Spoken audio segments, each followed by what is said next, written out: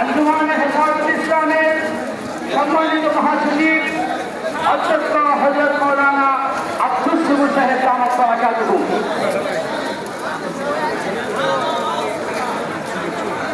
আমরা বসে পড়ি, আমরা যারা দাঁড়িয়ে আছি অনুগ্রহ করে বসে পড়ি। আর প্রত্যেকের একটা অনুরোধ জানাচ্ছি, আপনারা জানেন আমরা যার দোয়ার জন্য নেওয়ার জন্য আসছি আমির আঞ্জুমান আল্লামা মুফতি রশিদুর রহমান ফারুক পীর সাহেব দামাত বারাকাতুহু ছবি ভিডিওকে পছন্দ করেন না। হযরতের নজরে যদি দেখা যায় কেউ ছবি অথবা ভিডিও ধারণ করছেন, হযরত রাগান্বিত হন, হযরতের বদুয়া পাওয়া যায়।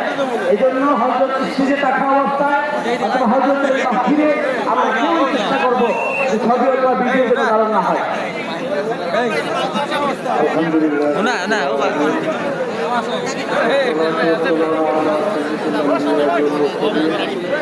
ভিডিও করিলে আগে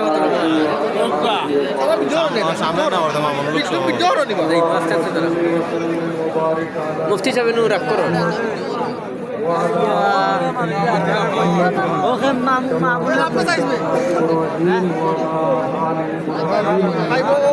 দোকানও আরে তুই এইলাছে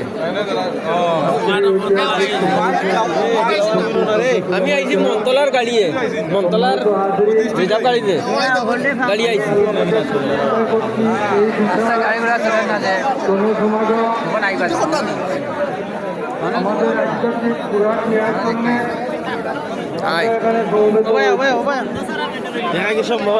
আল্লাহ রাব্বুল আলামিনের সবচেয়ে বড় নিয়ামত আজকে বাংলাদেশের জনমানুষের প্রত্যেকটা উচিত ইসলামের ভিত্তিতে বাংলাদেশের সভ্যতা সংস্কৃতি আইন এবং বিধি সব কিছু প্রণীত হবে। এটাকে আমরা চাই। ইসলাম শুধু ওয়াজ মাহফিলে এসে সব হাসিল করার বিষয় নয়। ইসলাম হচ্ছে মানবতার মুক্তির সনদ। ষষ্ঠ শতাব্দীর পৃথিবীতে পৃথিবীর সবচেয়ে অসভ্য এবং বর্বর মানুষগুলিকে ইসলাম সর্বকালের সর্বযুগের সর্বশ্রেষ্ঠ ইসলামে পরিণত করেছিল।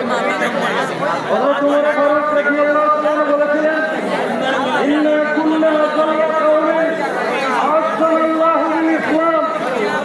আমরা ছিলাম পৃথিবীর সবচেয়ে পুষ্টি জাতি। ইসলামের মাধ্যমে আল্লাহ রাব্বুল আলামিন আমাদেরকে সম্মানিত করেছেন।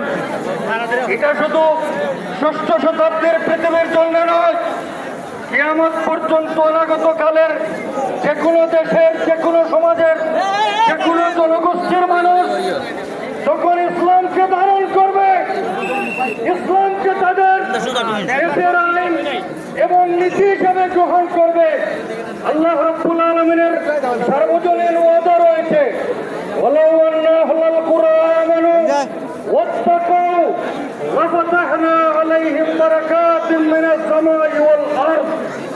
কোন জনপদের লোকেরা যদি আল্লাহর উপরে যথার্থ অর্থে ঈমান আনে, যেভাবে সাহাবায়ে কেরাম ঈমান এনেছিলেন, এবং তারা যদি মুত্তাকি হয়, পরহেজগার হয়, আল্লাহর বিধিবিধান প্রতিপালন করে, আল্লাহ রাব্বুল আলামিন ওয়াদা দিচ্ছেন অবশ্যই অবশ্যই লাফাতাহনা আলাইহিম বারাকাতিন মিনাস সামাই ওয়াল আরদ।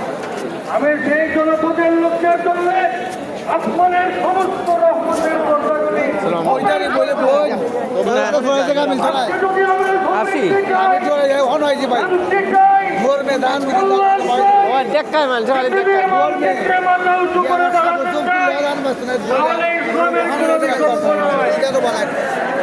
বাংলাদেশের স্বাধীনতা সার্বভৌমত্বের গ্যারান্টি হবে ইসলাম।